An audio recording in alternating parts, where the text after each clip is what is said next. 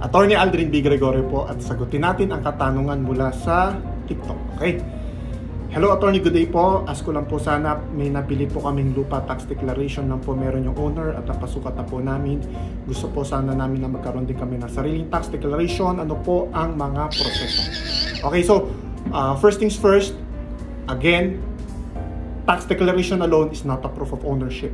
So, ang pinaka mas-suggest ko sa inyo, afterwards, no, patituluhan nyo yung lupa.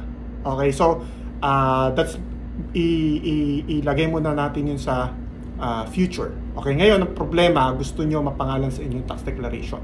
So, ito yung mga general requirements. Okay, pupunta kayo sa assessor's office, okay, at ito yung mga general requirements na hihingin.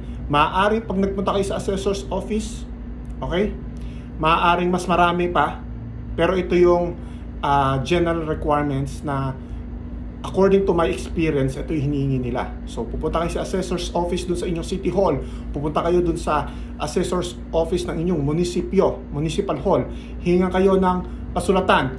Ma'am sir, ano ho ba ang katunayan nyo? O ano ba ang inyong basihan upang sabihin na ang lupain na yan ay kayo po ang nagmamay-ari? So, sinasabi natin lagi, 3 pong paraan para ang isang lupa ay malipat, no? Inheritance, manahin, sale, ibenta, ibigay ng libre, donation. So, kung yan binana mo, hingan ka ng extrajudicial settlement or deed of extrajudicial partition. Kung yan ay ibinenta sa'yo, hingan ka ng deed of sale. Okay? Yan ay binigay sa'yo na libre, dinonate, hingan ka ng deed of donation.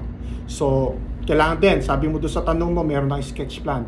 Dapat yung sketch plan na yan, ginawa ng isang licensed geodetic engineer at yan ay aprobado ng Department of Natural Resources, no? At yan ay nakalagay at kailangan may certification din na yan ay alienable disposable kasi very important yan kasi entitled lang to eh. Mamaya hindi pala yan hindi inalienable pala yan, di ba?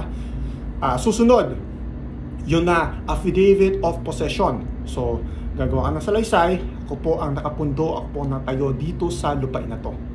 Okay, affidavit of ownership. Okay, pwede rin maghingi sila affidavit of adjoining owners, yung mga kapitbahay mo na magpapatunay lang naman na yan po si Mr. ganto ganyan, opo sila po ang nakatira dyan, opo sila po ang nakapundo dyan, opo sila po ang nakapagpatayo na bahay dyan, opo sila ang may-ari niyan. So, pagkatapos nun, pupunta si assessor sa inyong lugar. Okay, o ilang bang ano yan, building yan, oy bahay, oy 3-story. O syempre pag mataas yung medyo malaki yung improvement, no? Pag malaki improvement, syempre tataas yung assessed value.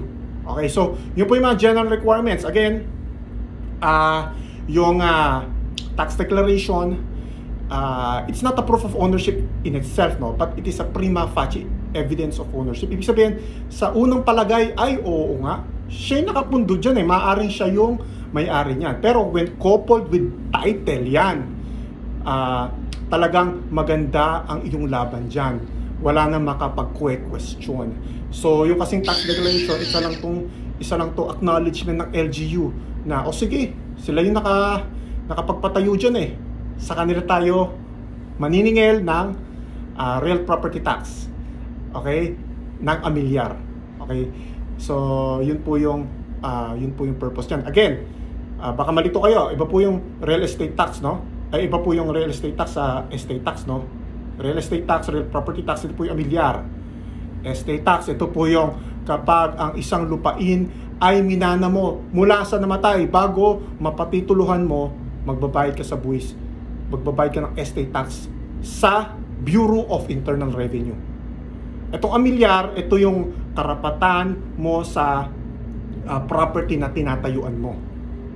Binabayaran yan sa Treasurer's Office ng City Hall, ng Municipal Hall, kung saan nakapundo, kung saan nakatayo, kung saan nandoon ang lupain mo. Okay? So, maraming salamat po. This is Attorney Aldrin B. Gregorio.